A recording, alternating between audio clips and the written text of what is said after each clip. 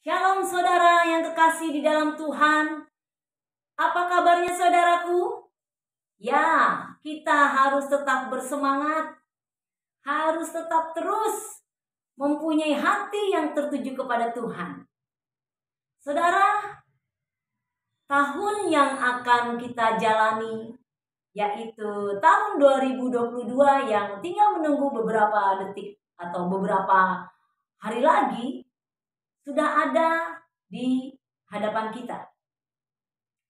Tahun 2021 akan kita lalui.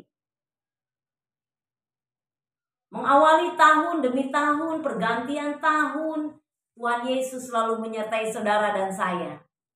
Baik di dalam keadaan senang, baik di dalam keadaan susah, baik dalam keadaan sakit penyakit, Tuhan Yesus tetap setia. Walaupun kita pribadi kadang-kala tidak setia. Tetapi Dia yang Maha Adil, Maha Agung, Dia mengampuni setiap dosa dan pelanggaran kita jikalau kita mau datang kepada Dia dan mengakui segala dosa.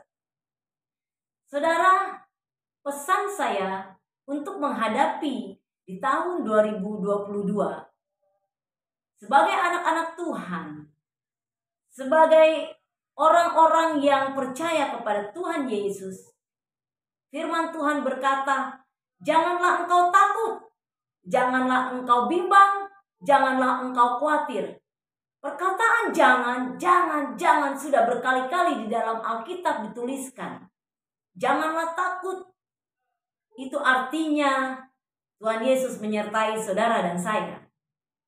Janganlah gentar menghadapi dan menerima kenyataan-kenyataan yang ada di dunia ini. Memang saya tidak pungkiri secara manusia kita ada kekhawatiran. Bentar lagi gas LPG naik. Wah, bagi para wanita, ibu-ibu, pengusaha restoran, rumah makan dan sebagainya mengalami kekhawatiran. Kalau gas naik, berapa saya harus memakai gas dalam 1 minggu? Minyak goreng harga tinggi, berapa harus yang saya pergunakan? Ya, saudara, hidup ini realistis. Kalau engkau disertai Tuhan tahun demi tahun, hari demi hari, tahun 2021 Tuhan menyertai. Masa tahun 2022 Tuhan tidak menyertai? Pasti Tuhan Yesus menyertai. Karena Dia adalah Allah yang Immanuel. Janjinya ya dan amin. Sebab itu saudaraku, kuatkan dan teguhkanlah hatimu. Janganlah takut dan jangan gemetar karena mereka. Sebab Tuhan Allahmu, Dialah yang berjalan menyertai saudara dan saya. Ia tidak akan membiarkan saudara dan saya, tidak akan meninggalkan perbuatan-perbuatan Tuhan yang ajaib. Rancangannya rancangan yang penuh damai, sejahtera, sukacita. Rancangan yang baik. Kalau ternyata kita hidup di luar rancangan itu dan kita tidak menjadi baik, itu salah diri kita sendiri, saudara. Bukan salahnya Tuhan. Tetapi seringkali kita menghadapi orang-orang yang banyak sekali mengalami kekecewaan kepada Tuhan, mengalami dilema kepada Tuhan, dan tidak sedikit pun yang menyalahkan Tuhan. Saudaraku, firman Tuhan berkata, kalau engkau dekat kepada pokok carang itu, engkau tidak akan kekurangan. Aliran air yang diambil, disedot dari akar, lalu masuk dan menyebar ke ranting-ranting, sehingga ranting itu mendapatkan sumber makanan, dan dia akan mengeluarkan buah yang manis, buah yang enak dimakan, dan banyak sekali dikecap orang. Demikian hidup kita, saudara. Ketika kita melekat kepada Tuhan, kita hidup dekat dengan Tuhan, kita akan menikmati aliran air surgawi. Sehingga hidup kita senantiasa disegarkan oleh Tuhan, dan kita menghasilkan buah-buah pertobatan. Dan buah pertobatan yang kita hasilkan akan banyak dinikmati orang, dikecap, Firman Tuhan katakan, kecaplah dan lihatlah betapa Tuhan itu baik. Kebaikan Tuhan ingin orang dunia juga rasakan melalui saudara dan saya. Sehingga kita betul-betul menjadi baiknya yang kudus, yang hidup, dan kita menjadi kesaksiannya yang luar biasa.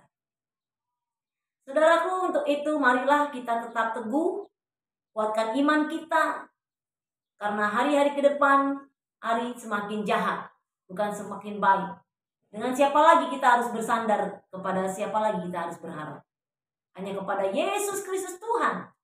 Dia adalah pengharapan yang pasti bagi kita sekalian. Kita bersyukur punya Tuhan yang hidup, yang sanggup merubah hidup kita, yang sanggup memberikan kehidupan kita, sehingga kita tidak menjadi orang-orang yang mati. Mati rohani, mati jasmani. Tetapi Tuhan inginkan kita menjadi orang-orang yang hidup dan dapat menghidupkan orang lain. Ya, biarlah orang mati menguruskan orang mati. Kita bagiannya menguruskan orang hidup. Jangan orang mati kita ikut lagi. Terus itu sudah bagiannya Tuhan. Ya. Dan kehidupan alam yang berbeda dan tidak ada lagi hubungannya dengan kita, saudara. Justru kita yang hidup ini berlomba-lomba untuk hidup mencari senantiasa perkenanan Tuhan. Hidup untuk senantiasa mencari hadiratnya Tuhan. Meskipun banyak tantangan, godaan yang kita hadapi, maju terus saudara. Percayalah, Tuhan Yesus menyertai saudara dan saya, dan janjinya ya dan amin. Setiap orang yang berseru-seru kepada Tuhan, setiap orang yang mengandalkan Tuhan, tidak akan dipermalukan. Sebab itu biarlah setiap hari kita tertuju kepada Tuhan. Jangan tertuju kepada dompet kita, saudara, ya. Kalau kita tertuju kepada dompet kita, ya hari ini duit gue tinggal goceng, ya. Besok gue makan apa? Yang ada kekhawatiran. Kekhawatiran akhirnya kita menimbulkan ketakutan. Ya. Ketakutan itu yang akan merenggut sukacita kita. Tetapi biarlah kita tetap terus mempunyai iman percaya penuh kepada Tuhan Yesus. Hari-hari jalani saja. Kesusahan sehari cukup sehari, kata Tuhan. Ya, biar apa yang kita jalani hari demi hari itu semua atas penyertaan Tuhan.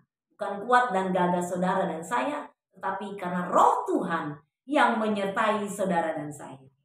Untuk itu pastikan saudara di tahun 2022 saudara mempunyai semangat yang baru, sukacita yang baru, pengharapan tetap terus kepada Tuhan Yesus, supaya iman kita terus bertambah dan bertumbuh sehingga kita betul-betul menjadi buah yang dapat dinikmati banyak orang. Buah-buah pertobatan kita, saudara. Seperti ada tertulis di dalam kitab Galatia. Saudaraku, mari tetap bersemangat, tetap bergandengan tangan. Sudah tidak usah lagi membawa-bawa denominasi gereja, tetapi kita harus kibarkan bendera Yesus Kristus yang Dia adalah Tuhan dan Juru Selamat kita. Tuhan Yesus memberkati. Shalom.